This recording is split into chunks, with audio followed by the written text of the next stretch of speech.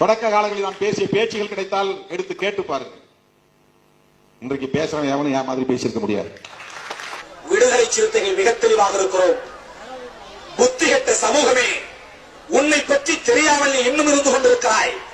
அடுத்தவனை அதிகார பீடத்தை அமர்த்தி வைத்து நீ அழகு பார்க்கத்தான் துடித்துக் கொண்டிருக்கிறாயே தவிர உன்னுடைய கையில் அதிகாரம் வர வேண்டும் என்கிற ஆசையும் வெறியும் இன்னும் உனக்கு உருவாகவில்லை.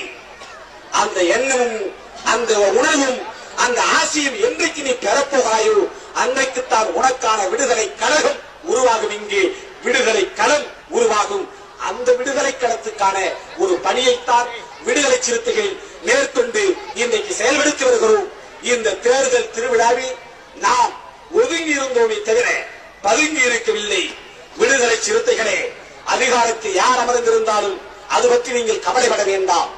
அது மக்களுக்கு எதிரானதாக இருந்தால் நாம் அதற்கு எதிராக நின்று மக்களுக்கு ஆதரவாக நின்று குரல் கொடுக்க வேண்டியதுதான் நம்முடைய கடமை என்பதை நீங்கள் கண்ணை மூடிக்கொண்டு உறுதி செய்து கொள்ள வேண்டும். நமக்கான பணிகள் நிறைய கிடக்கின்றன.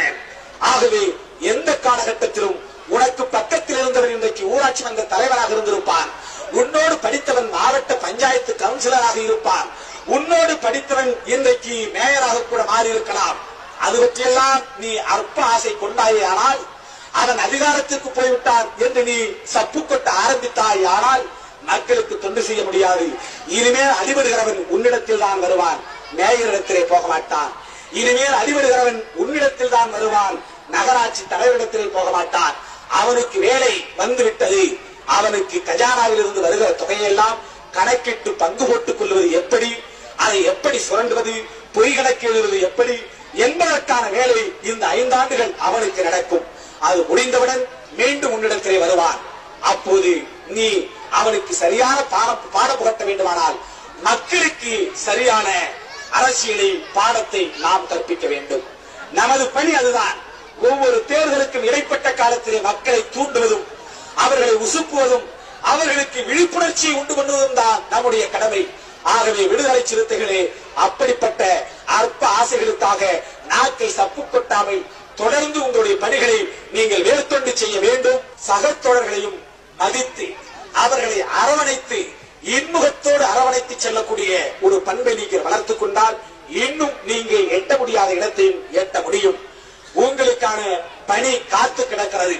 மாவட்ட அமைப்பாளர் பொறுப்பில் இருந்தால்தான் பணி செய்வேன், இல்லையே பணி செய்ய மாட்டேன் என்றெல்லாம் நாம் எண்ணக்கூடாது. எந்த பொறுப்பில் இருந்தாலும், பொறுப்பே இல்லாவிட்டாலும் நம்முடைய பணிகளை நாம் தொடர்ந்து செய்ய வேண்டும்.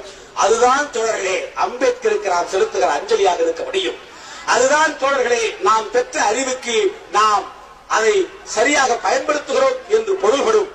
நாம் படித்திருக்கிற படிப்பை பயன்படுத்தி சுயநலமாக சிந்திப்பதோ, நாம் பெற்றிருக்கிற செல்வாக்கை பயன்படுத்தி அரசியல் அதிகாரத்தை கைப்பற்ற வேண்டும் என்று கணக்கு போடுவதோ அது சந்தர்ப்பவாதிகள் செய்ய வேண்டியது, அது சுயநலமிகள் செய்ய வேண்டியது.